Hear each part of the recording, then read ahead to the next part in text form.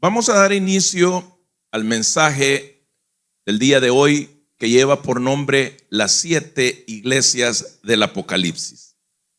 Este día vamos a hablar de una en específico, pero vamos a continuar estudiando cada una de ellas. La que vamos a estudiar hoy se llama la Odisea. Yo cuando escuchaba pensaba que era la Odisea, pero no es junto. La Odisea. Esta enseñanza está en el libro de Apocalipsis. Yo pasé años rehusando este libro. Me parecía, pero mejor me iba para otro lado, porque no entendía nada. Y algunas cosas me daban miedo. Cuando yo pude entender qué es el mensaje y de quién es el mensaje en Apocalipsis, me empezó a gustar. Y hoy yo puedo decir que los pasajes que a mí más me emocionan están escritos en este libro. Creo que aquí muchos, porque me lo han dicho, cuando escuchan aquella alabanza donde habla de las bodas del Cordero, es una cosa que uno siente que está ahí cuando logra entender a qué se refiere con las bodas del Cordero. Este mensaje o este libro es sumamente importante que sea parte del estudio de un cristiano que quiere crecer. ¿Por qué? Porque este mensaje es relevante a la hora de querer entender qué cosas son las que van a suceder. Pero no por miedo, ni por curiosidad. Tampoco usted puede afrontar este libro de una manera 100% académica, porque toda la enseñanza que está ahí se va a esconder. Cuando usted quiere entender, como lo hacía yo, miren, yo siempre me la he llevado de que a mí no me cuesta entender las cosas. Yo me aburría mucho en el colegio porque yo rápido entendía y ya después me quería salir. ¿Por qué yo rechazaba tanto este libro? Porque yo no podía entender en mi orgullo que hubiera algo que yo no pudiera entender. Porque yo lo leía y yo decía, ¿cómo es que esta serpiente, pues? ¿Y cómo es que hay? Y cuando yo trataba de imaginarme cómo se describen los ángeles, por ejemplo, cómo va a ser aquella situación cuando algo va a ser arrojado al mar, dice, y un tercio, y yo trataba de entender las letras, miraba de que muchas veces se repetía el 7, todo era 7 iglesias, los 7 todas esas cosas. Yo decía, pero ¿qué significa esto? No había forma en la que yo pudiera entender qué había escrito ahí. Entonces, lo más fácil para una persona orgullosa es hacer como que no te importa. Ahora, ¿por qué hay que afrontar este libro de manera espiritual? Es porque está escrito.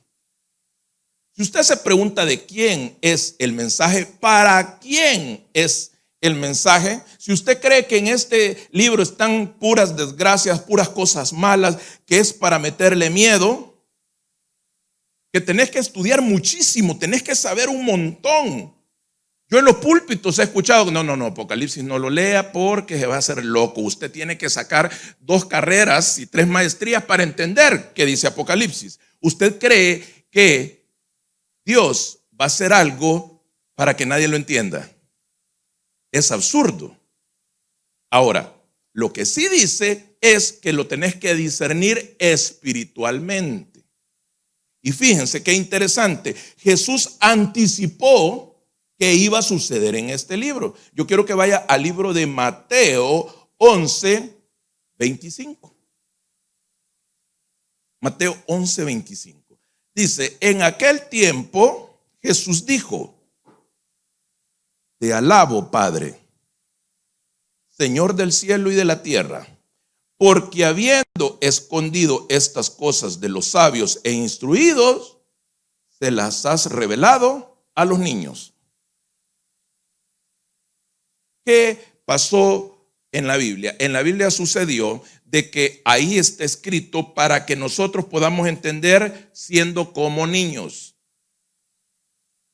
Si usted le quiere encontrar el defecto a la Biblia, se lo va a encontrar.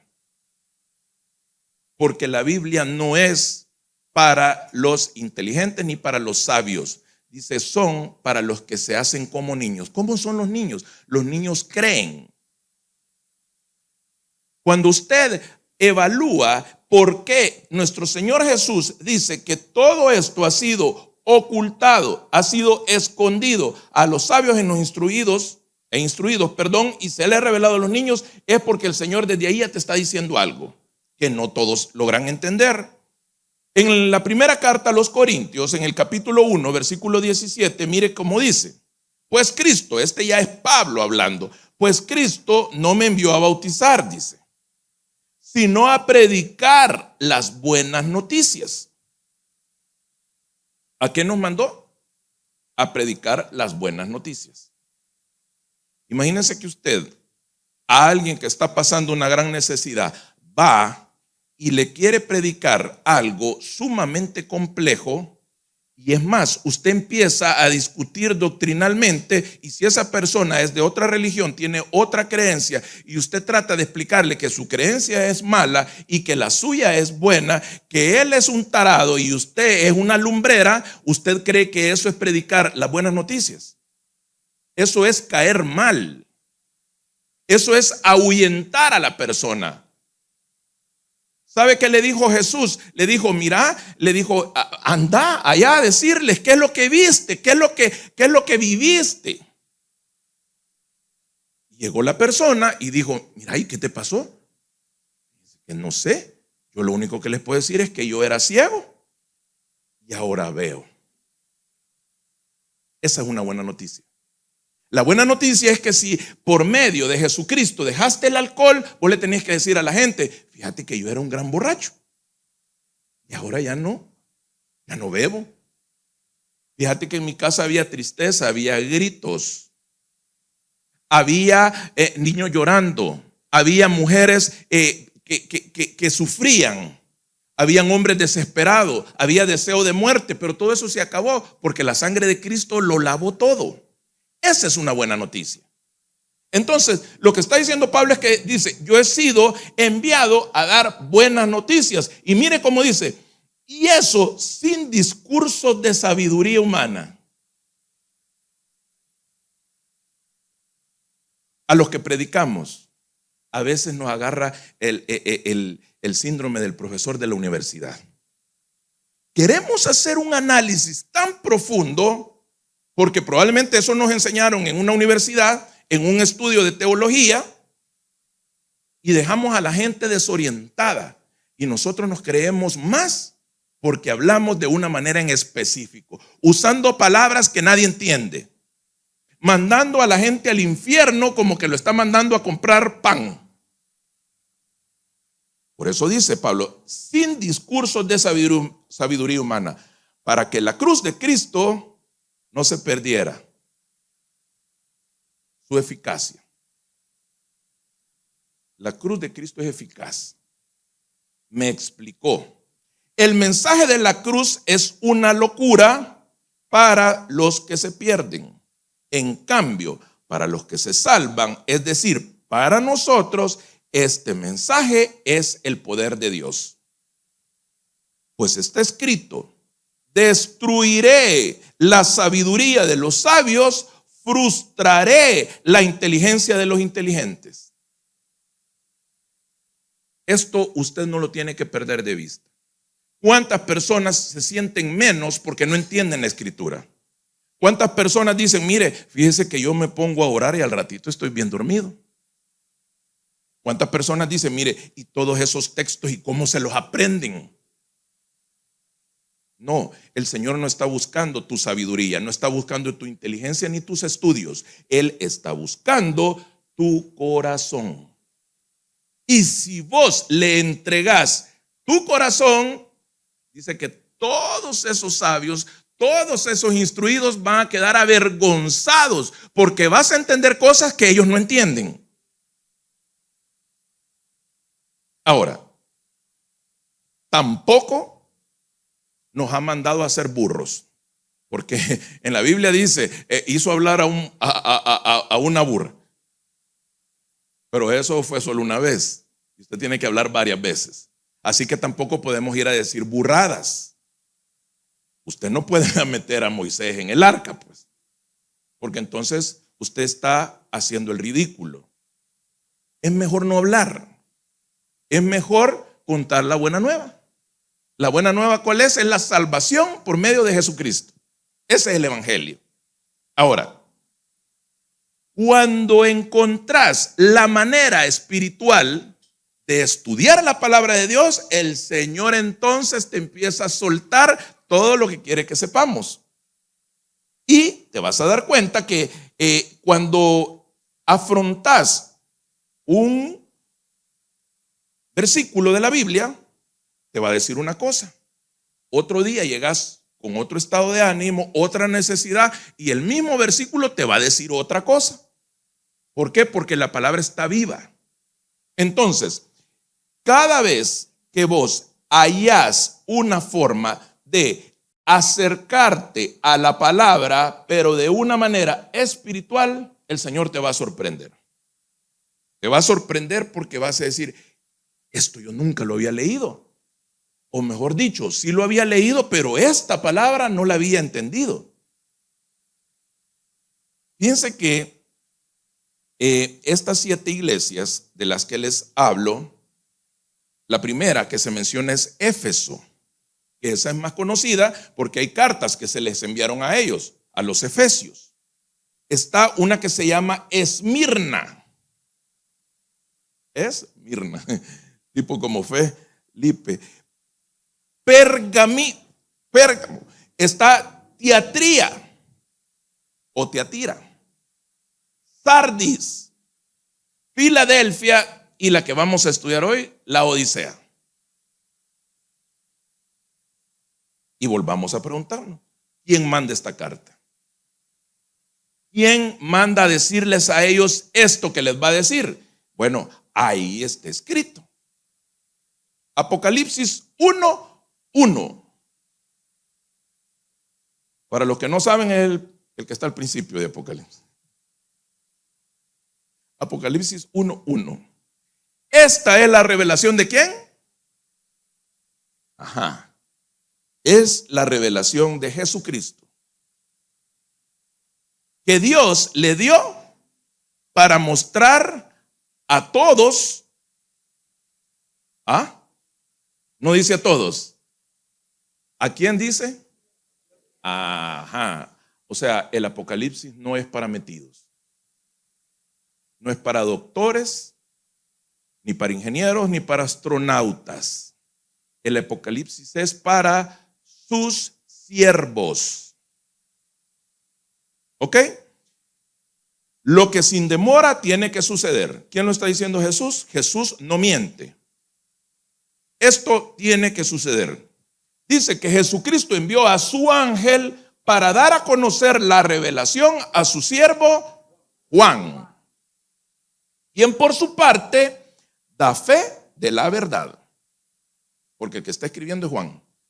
Entonces él dice, yo doy fe que esto es verdad, escribiendo todo lo que vio, dice Juan. La palabra de Dios y el testimonio de Jesucristo, eso es lo importante, la palabra de Dios y el testimonio de Jesucristo. Dichoso el que lee, o sea, usted dichoso en este momento porque está leyendo esto, dice, dichoso el que lee y dichosos los que escuchan las palabras de Dios de este mensaje profético y hacen caso de lo que aquí está escrito. O sea, usted no solo lo tiene que leer, usted tiene que hacer caso, dice, de lo que ahí está escrito para ser dichoso. Porque el tiempo de su cumplimiento está cerca. ¿Para quién es este mensaje? Ya vimos de quién es. Es de Jesús. ¿Para quién? Para sus siervos. Entonces, ¿qué significa? que cuando Jesús habla de estas iglesias, no es que le está mandando a esa congregación en específico de ese momento. El objetivo de esta palabra es que nosotros, ¿quién es la iglesia? La iglesia somos cada uno de nosotros.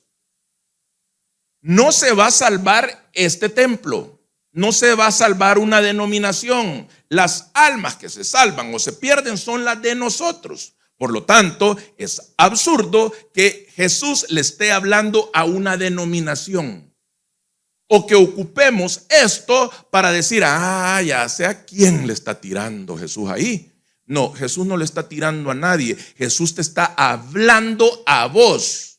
Si algo no es para vos, lo dejas pasar. Y si algo es para vos, te lo aseguro que si estás hallándole dueño a lo que aquí vas a escuchar, te vas a perder de la revelación de Jesucristo. ¿Por qué? Porque dice que si nosotros ponemos en práctica esto, vamos a ser dichosos, dice la palabra. Ok. Entonces, ¿para quién es esta palabra? Es para vos y es para mí, porque es para la iglesia. ¿Qué hace Jesús? Jesús utiliza la forma de ser de esas personas que están en esos lugares para que su palabra quede atemporal, que no sea para un tiempo en específico, sino que se mantenga. ¿Para qué? Para que nosotros aprendamos y entendamos cómo piensa Él. Ya se va a dar cuenta. Cuando usted vea, lea y asimile qué es lo que le está diciendo Jesús a la Odisea, se va a dar cuenta que probablemente te lo está diciendo a vos o me lo está diciendo a mí.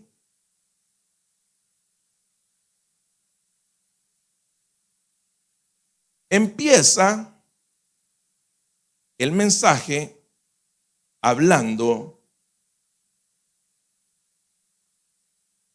Yo quiero que vaya usted al Apocalipsis 3:15. Cuando te empeces a confundir, clama por el Espíritu y te vas a dar cuenta que te lo va a aclarar bien rápido. Porque esto no se puede discernir si no es de manera espiritual. Y te vas a gozar. Te doy testimonio de eso. Cuando uno empieza a entender estas cosas, se las empieza a imaginar y todo se hace tan clarito, uno se siente galán, uno se siente que ha hecho algo especial. La confusión comienza, te lo voy a anticipar, por pensar de que esto está siendo enviado a una congregación, a una religión. No es a ellos que les está hablando, es a nosotros. ¿Sabe por qué? Porque esta confusión ha venido históricamente, porque la gente se le olvida y piensa que una congregación, que un templo, que una religión es más importante que las almas. Fíjese bien, si esto no fuera así, ¿cómo tendría que actuar la iglesia tradicional cuando se dice que un sacerdote ha violado a un niño? ¿Qué tendría que suceder? Si esta congregación, esta denominación, esta religión de verdad valorara más las almas que la entidad, ¿qué pasara? Fuera la iglesia, fuera la congregación la que denunciara esto. ¿Y qué hacen? Lo ocultan. Sale una denuncia, vienen, mandan al líder y lo mandan para otra iglesia, para otro templo, a que vaya a fregar a otra gente allá, mientras no se averigua, mientras no se sabe. Entonces vienen y a ellos, a estas personas que están obsesionadas por la religión, que creen que la religión es más importante que las almas, empiezan a confundir a las personas. Usted se va a dar cuenta que esto es sumamente claro y fácil de entender. Pero a ellos no les interesa. De la misma manera, cuando viene el hijo del pastor, embaraza a una siervita y entonces vienen y dicen, no hombre, no digan nada. ¿Por qué? Porque es el hijo del pastor.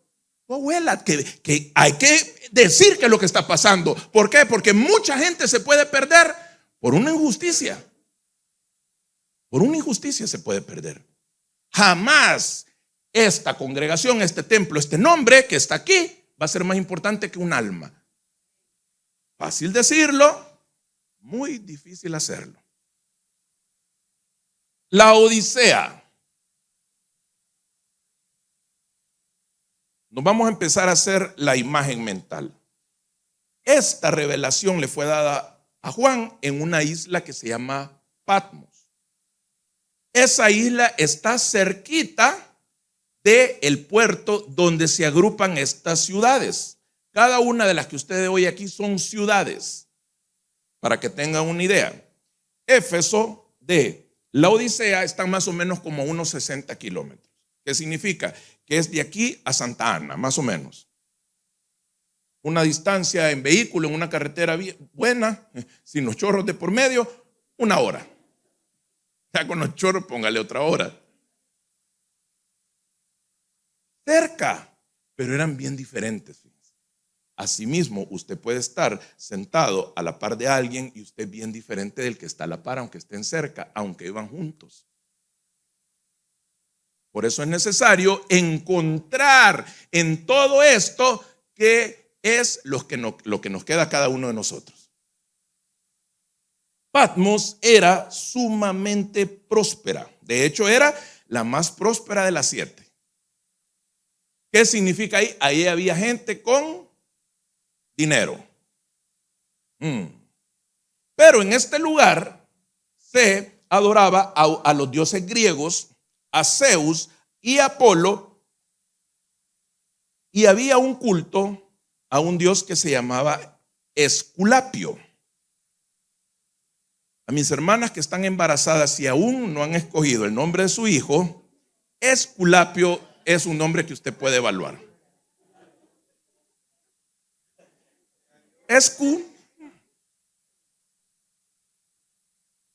Esculapio es el dios de la salud, de la medicina. Los que han estudiado medicina saben de que ese símbolo que hay es un báculo que tiene una serpiente así, es el báculo de Esculapio, por este dios. Entonces ellos confiaban mucho en él. Había un culto a él. Entonces yo quiero que se vayan haciendo la idea cómo eran los de la Odisea. Era gente próspera, eran banqueros, ahí había habían bancos, tenían dinero, pero también estaban muy avanzados en temas médicos. Entonces empieza a ver el primer problema. Yo quiero que lo identifique. Cuando usted tiene billete y además está asegurado y además pareciera que tiene buena salud, usted de Dios casi no necesita, ¿verdad? ¿Por qué? Porque si uno llega a Jesús, dice, cuando uno viene bien revolcado, o con un cáncer, o ya una enfermedad que no cede de ninguna manera. Pero ¿y estas personas? ¿Para qué querían a Jesús? Tenían, y Esculapio era su Dios. Le metían recursos a la medicina. Gente llegaba de otros lados a este lugar. Fíjense que cuando vayamos estudiando las otras cartas se va a dar cuenta que habla mucho de herejía, de inmoralidad sexual, pero aquí no. Lo que les dice es que no sean tan agrandados, le dice. Que no se la piquen porque tienen dinero. Que ellos, esa autosuficiencia, eso de jactarse, tenían un templo hermoso. De hecho, no había, todavía están las ruinas, pero en todas estas 7 iglesias nadie tenía un templo ya cristiano como el que tenían los de la Odisea. Entonces ellos pensaban que Jesús les iba a mandar una carta felicitándoles por el templo que tenían. Y Jesús ni lo menciona. Entonces, ¿no será de que andas tan entusiasmado con tener una casa, con tener posesiones, y te estás pareciendo a los de la Odisea? Ellos llegaron a sentir que la ayuda divina no era necesaria. No necesitaban de Dios.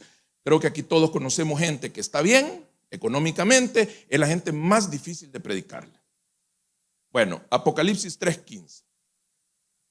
Empieza la revelación ¿de quién? De Jesús a los de la Odisea. Y le dice, conozco tus obras. ¿Cuáles obras? El gran templo que habían hecho. Pero inmediatamente le dice, sé que no eres ni frío ni caliente. Ojalá fueras lo uno o lo otro. Por tanto, como no eres ni frío ni caliente, sino tibio, estoy por vomitarte de mi boca. Entonces vengo yo y digo, ¿qué significa esto? Porque no lo entendía. O sea, aparentemente es claro. Pero le digo, Señor, ¿qué significa esto? Fíjense que mi reacción fue meterme a YouTube. Y hay una persona que está ahí que lo explica claramente.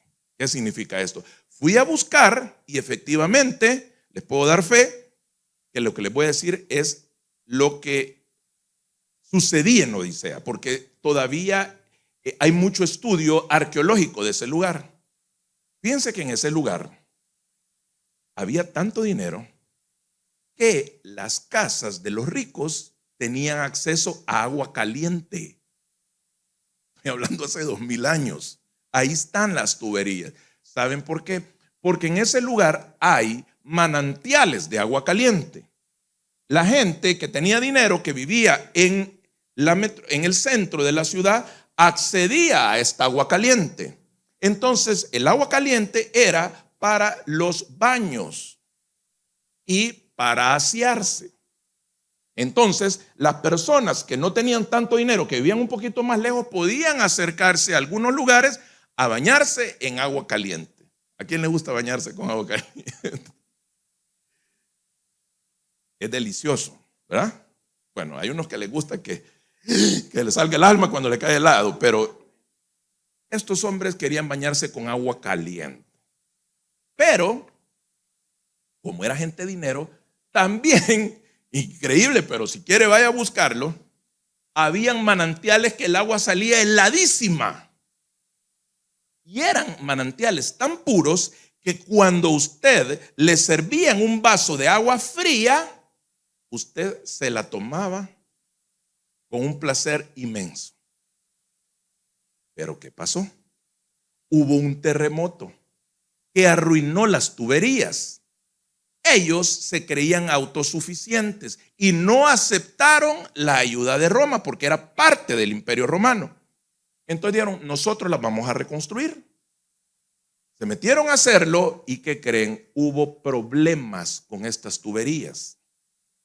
Entonces había lugares donde el agua no salía helada, ni tampoco caliente. Se mezclaba el agua en algunos lugares y salía tibia. Para el de la Odisea, el agua tibia significa que había sido mezclada con el agua ¿del qué? Del baño. Y a ellos les parecía repugnante, asquerosa. Yo creo que mucha gente dice, no, yo para tomarme un vaso de agua tibia mejor no tomo nada. Pero en este caso iba más allá. El agua tibia era sinónimo de que algo podía estar impuro o de no ser de buena calidad. No era como que les sirvieran un vaso de un agua bien helada, usted sabía, bien fría, sabía que no había sido revuelta con el agua caliente. ¿Qué les está diciendo Jesús? Jesús les está diciendo, miren, defínanse qué son. ¿Son agua helada o son agua caliente? ¿Sabe por qué? Porque como ellos eran tan autosuficientes, ocupaban el cristianismo. 2000 familias judías fueron las que llegaron a ese lugar. Por eso es que ahí el cristianismo creció bien rápido. Lograron hacer una gran basílica rápidamente. Pero la gente la agarraba al suave. Iban el domingo y en la semana a disfrutar de la vida.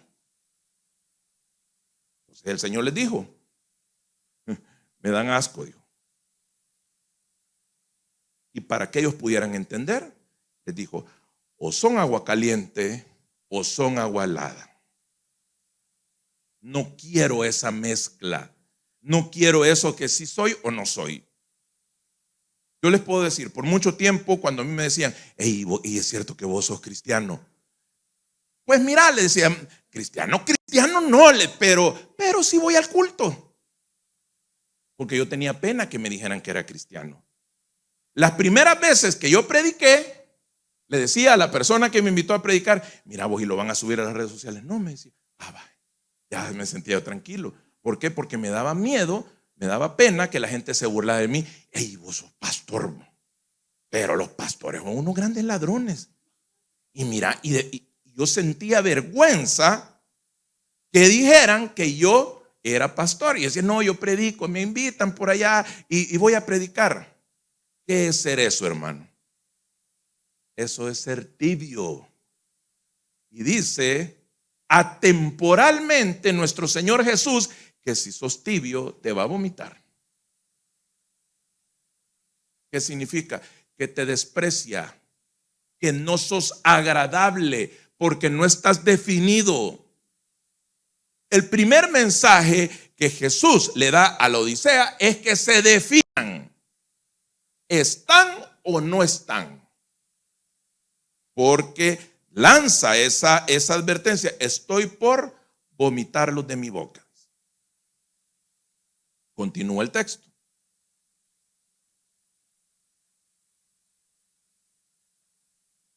Estas 2000 familias que llegaron judías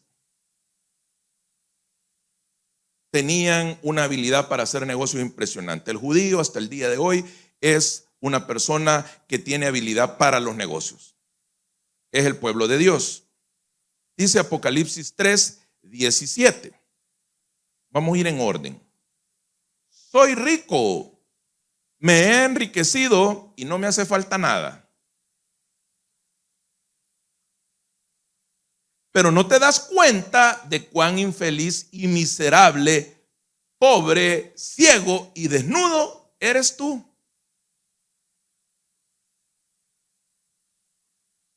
¿Quién está diciendo eso? Jesús. Nunca olvide quién está hablando, porque cuando usted recuerda quién está hablando, esto adquiere una importancia mayor. Yo tengo un amigo, ojalá que no vaya a estar viendo este video porque va a saber bien que de él estoy hablando. Fíjense que una vez me dijo, mira, me dijo, y vos sos cristiano, sos evangélico. Porque evangélico es como que fuera un nivel más bajo, ¿va? O sea, como evangélico sienten que uno anda con una pandereta y anda, y la mujer de uno anda con la mantelina. Entonces, mucha gente le da pena. Yo le digo porque conozco mucha gente que le da pena eso. Entonces él me dijo enfrente de un montón de gente, hey, vos sos evangélico, me dijo. Yo todavía no había leído esto. Más o menos le dije. Me dio pena, pues. Mira, me dijo, pero eso de creer en Dios es como creer en Santa Claus, me dijo. Y ahí sentí feo yo cuando me dijo eso.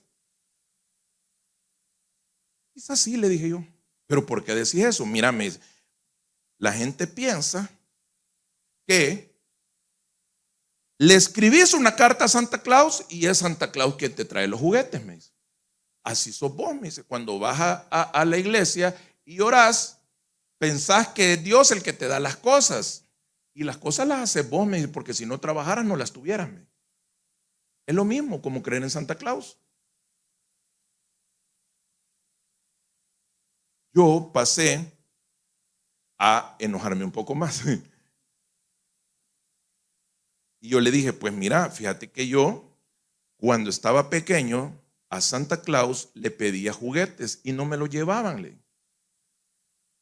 Pero un día hubo alguien que pidió porque yo sanara de alcoholismo y el Señor lo hizo. Por eso es que yo creo en Él. Bueno, me dijo, ahí ve vos. ¿Qué le quiero decir? Esto fue hace unos 5 años. Yo le puedo enseñar a la persona que quiera ver, no porque sea metido, sino que por duda. Esta persona me buscó hace 2 meses y me dice lo siguiente: oye, mi amigo Balmore, porque él es mexicano. Ellos dicen, oye, mi amigo Balmore, vos que estás más cerca de tu Dios, me dijo, necesito que ores por mí. Ay, mi muchachito. Dije. Ajá, le dije yo. Estoy teniendo un problema grave, me dijo, con mi hijo. Y ya no sé qué hacer. Y mira, ¿y por qué no le pedís a Santa Claus? Le dije. Fíjate, me dice que ellos tienen una palabra que no sé si es mala palabra, pero ellos dicen ojete. Y no sé si eso es. ¿Qué ojete sos? Yo ya sabía que eso me ibas a decir, porque yo vi que te enojaste cuando te lo dije. Pedile perdón también a tu Dios por mí, por haber hablado así. De verdad, me dice, necesito que ores, porque estoy en una situación bien complicada con mi hijo. La situación del hijo no se la voy a explicar, porque también no hay que ser tan meque. Pero estoy seguro que usted quería que se la contara. Cuando topás, el papá de un amigo, que conocen varios de los que están aquí, le descubrieron un cáncer y él me dijo, la última vez que yo platiqué con él, me dijo, Morris, si aquí viniera alguien y me dijera que le entregue todo mi dinero porque me quite al menos un día este dolor que siento en la espalda, yo se lo doy, me dijo. La autosuficiencia que te da el dinero es algo vano, es algo que no tiene, es como esto, que usted le pega esto está firme. El Señor le está advirtiendo a las personas que se han enriquecido, que tienen algo, que no les hace falta nada, que sin Él puede ser infeliz, miserable, pobre, ciego y desnudo. Porque no hay forma de sostener con dinero cuando viene la necesidad que no podés pagar con dinero. Cuando ya viene el examen médico que dice 3 meses le quedan. Cuando te dicen, mire, su hijo no le encontramos que es lo que tiene. Esa fiebre no para. Cuando estás angustiado y te das cuenta que tenés una casa, que tenés una familia, que tenés vehículo, que tenés trabajo, pero te querés morir. ¿Qué hace el dinero con todo eso? Bueno, el Señor le está advirtiendo a toda su iglesia, es decir, a todos nosotros, que jamás debemos creer que estamos seguros porque tenemos provisión.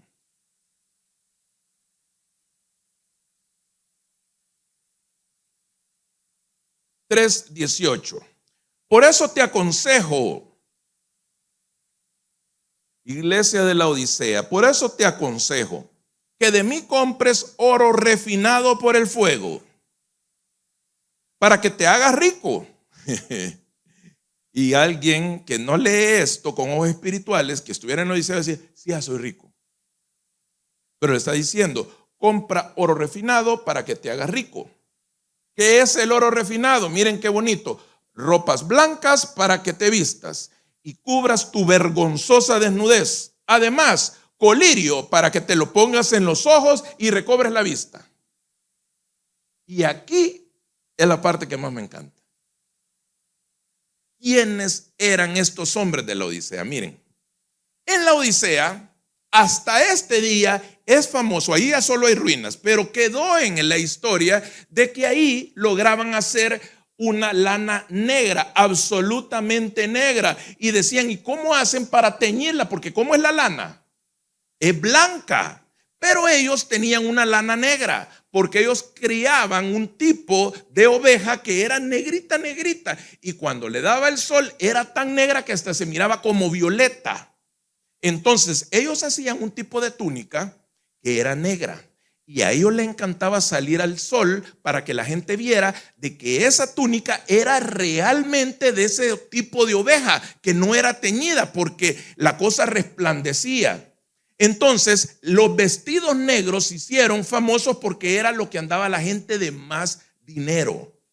Y mucha gente viajaba de todos lados. ¿Para qué? Para ir a comprar esas túnicas negras. O sea, ahí era como decir el Gucci de ese tiempo. Usted miraba y veía que venía una mujer con una túnica negra y decía, no hombre, esa mujer ronca duro.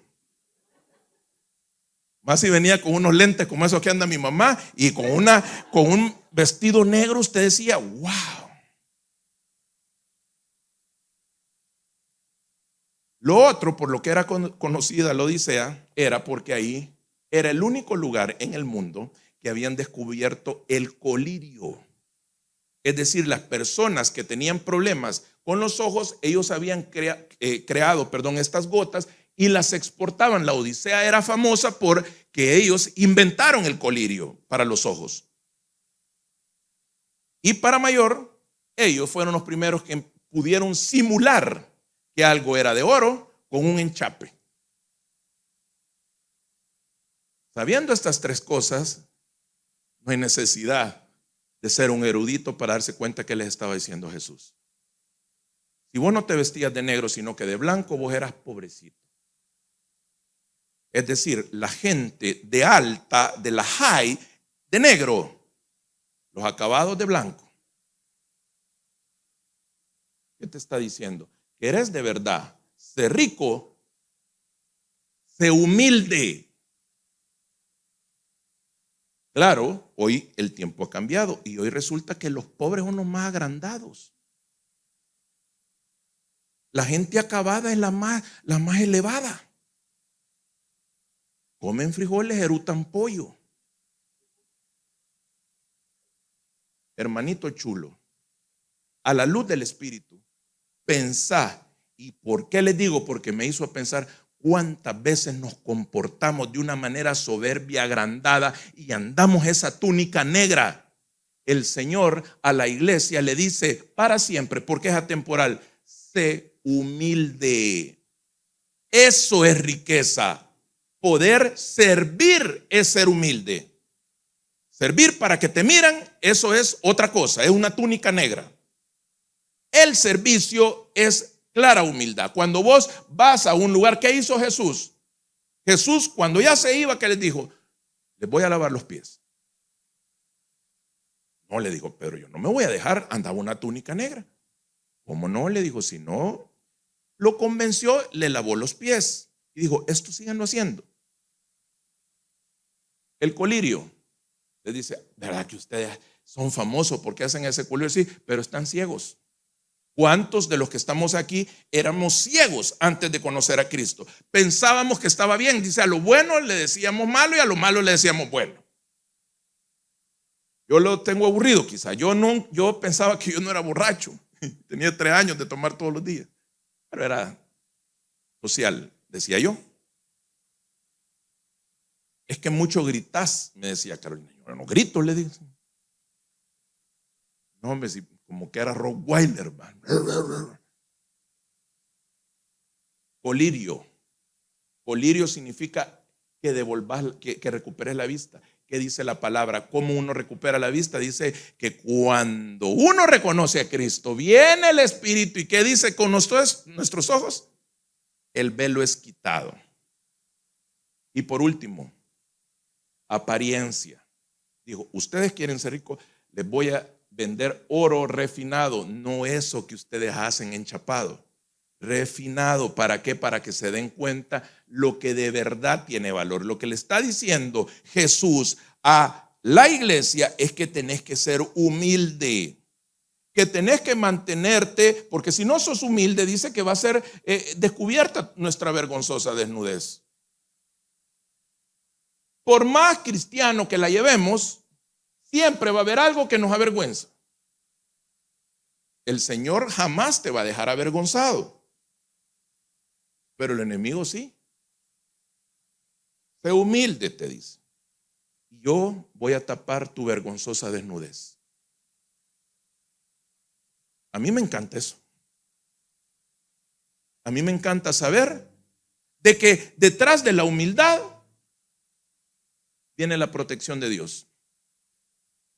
Y también dice en otra porción de la Biblia que antes de la caída, antes de pegarte un gran sopapo, que viene la soberbia, la altivez. Entonces le está diciendo al mundo, a la iglesia, le está diciendo a la iglesia temporal, por siempre sean humildes. Mantengan sus ojos abiertos a través del Espíritu. Recobren la vista. El 19. Yo reprendo y disciplino a todos los que amo. de una vez por todas, mi hermanito. Cuando te pase algo malo, antes de darle honra y gloria al diablo y decir es que el diablo me está fregando, pregúntate, ¿será que Dios es el que te está disciplinando, te está reprendiendo porque te ama? Qué feo va a ser para él escucharte en tu voz o en tu pensamiento que todo el tiempo las cosas malas vos decís que es el diablo, es el diablo, es el diablo, como que el diablo fuera omnipresente, como que él fuera omnipotente. Es cierto, hay millones de demonios, pero ninguno tiene autoridad sobre vos. Tenían, pero ya no. ¿Qué significa? Que cuando algo nos pase, preguntémonos primero, ¿no será que somos la Odisea y nos está diciendo yo reprendo y disciplino a todos los que amo? Por lo tanto, dice, sé fervoroso. Algunas versiones dicen sé celoso y arrepiéntete. ¿Qué es fervoroso? Celoso, miren, es intenso. Yo no sé si usted conoce gente, o quizá usted es así, que como que en la sangre, en las venas no le corre sangre, sino que atol.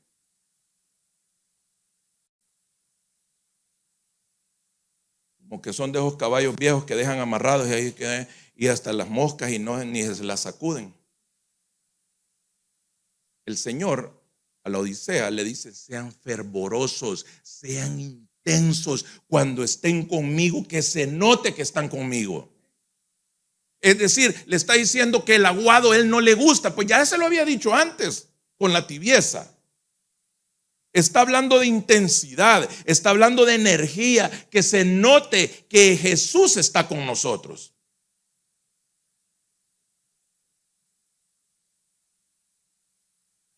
(3:20) Mira que estoy a la puerta y llamo.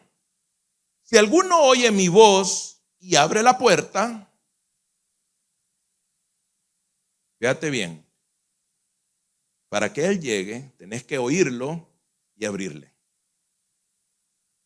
Si vos no lo oís, ni mucho menos le abrís, ¿cómo querés que Jesús llegue a tu vida? Es absurdo. Yo y mi casa, porque es solo desgracia. ¿Le has abierto a Jesús a tu casa? ¿O venís al templo, lo dejas aquí y en la casa es otra cosa? Decís, ¿y cómo es que mi negocio, le has abierto la puerta a tu negocio a Jesús? Llamo, oís y abrís, y dice que entrará. Cenaré con él y él conmigo. Hablando Jesús. Al que salga vencedor, le daré derecho a sentarse conmigo en mi trono. ¿Cuál es el vencedor? El que logra su salvación. Porque le está diciendo, vas a sentarte conmigo en el trono. Como también yo vencí. ¿Qué venció Jesús? Venció a la muerte. Y me senté con mi Padre en su trono. Para terminar, hay muchas cosas que no entendemos. Muchísimas. Que no entendemos de la palabra, que no entendemos por qué nos están pasando. Porque hay situaciones que dice, ¿y por qué a mí?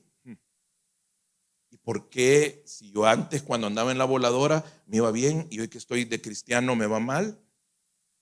Miren, ¿y por qué a la que es la mayoya en la oficina le va bien y yo que hago mi trabajo a mí me va mal? ¿Por qué yo si diezmo y ofrendo pues no me salen tan bien las cosas como el pícaro que llega a la iglesia y él no hace nada ni sirve y le va bien? Hay cosas que son sumamente difíciles de entender. ¿Por qué se me murió mi hijo? ¿Por qué me dejó mi esposo? ¿Por qué? ¿Por qué? ¿Por qué? Todas esas cosas el Señor te las puede revelar, pero Él es autoridad, Él es un rey soberano. Puede ser que no te las revele. Él lo que dice es que nosotros tenemos que estar todo el tiempo creyendo que Él tiene un plan bueno para nosotros y que al final ese plan, ese propósito se va a cumplir. Al final las cosas van a estar bien y por eso cierra. Y dice en el 22, el que tenga oídos, que oiga lo que el Espíritu dice a las iglesias.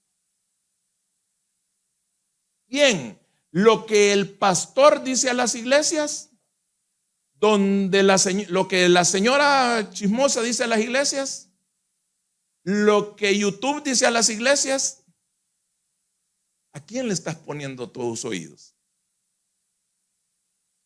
¿No será que cuando aquí clamamos por el Espíritu, vos empezás, bueno, me voy a echar una hamburguesa quizás porque, o un six, pero no, porque ahí llega la hermana a veces y me va a ver, entonces voy a ir a ver el partido, me voy a echar una sopita de pata, o no, mejor una carnita asada, y aquí Lucas ahí. No, ya terminó lo que iba a decir el pastor. Si es que lo que yo digo no importa, es el Espíritu. Y el Espíritu se busca en adoración, en la alabanza. Cuando querés entender las cosas que no entendés, querés saber qué es lo que Dios quiere que hagas, la dirección que tomar, tus oídos son para el Espíritu. Entonces, el momento más importante no es el momento más importante es la adoración, porque ahí es donde el Espíritu nos revela. Si no te revela aquí, entonces vos ahí andás todo el tiempo, en tu carro, en tu casa, en tu trabajo, donde sea, clamando porque el Espíritu te lo revele. No hay forma de entender cosas que son del Espíritu por medio de la carne. Ni por estudio, ni por consejo, ni por nada. Solo el Espíritu. Las cosas más complicadas de entender son a la luz del Espíritu. Por eso Jesús le dice a las naciones por siempre, el que tenga oídos para oír, que oiga en el Espíritu. Porque siempre, ¿te has fijado? El predicador, manipulador puede decir, cuando él ha dicho algo, el que tenga oídos para oír, que oiga lo que él ha dicho. Pero la palabra no dice ahí, no se queda ahí, perdón. Dice, el que tenga oídos, que oiga lo que el Espíritu le dice a las iglesias. Gracias a todas las personas que nos acompañaron. Gracias por haber estado con nosotros. Te invito que busques una iglesia donde podás aprender qué dice la palabra de Dios. Una iglesia donde te podás sentir cómodo. No te quedes en tu casa. Salí, dice Jesús, acostumbraba a congregarse.